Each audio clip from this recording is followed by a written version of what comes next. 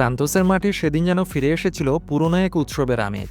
মাঠের সবুজ ঘাসের বুকে ফিরে এসেছেন তাদের ঘরের ছেলে, ব্রাজিলিয়ান ফুটবলের রাজপুত্র নেইমার জুনিয়র। তবে এবারের প্রত্যাবর্তনটা শুধু তার পায়ের জাদুতে সীমাবদ্ধ ছিল না, সবার চোখ আটকে গিয়েছিল তার নতুন চমকপ্রদ হেয়ার স্টাইলে। মাথা জুড়ে রূপালি সুতোয় বোনা ঘন কর্নড্র বেরেট, যার জটিল নকশা আর পুঁতির কারুকাজ ব্রাজিলের উজ্জ্বল রোদে এক আলোর ঝিলিক তৈরি করছিল।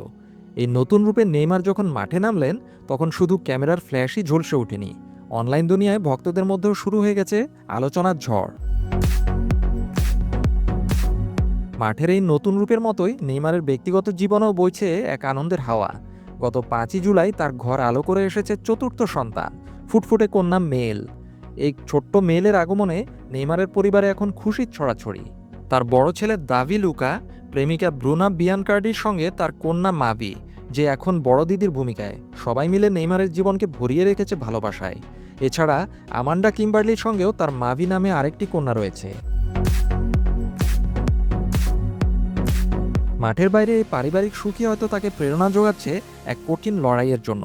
মারাত্মক চোটের কারণে দীর্ঘদিন মাঠের বাইরে থাকলেও সান্তোসের কাছে নেইমার মানেই সবচেয়ে বড় ভরসা।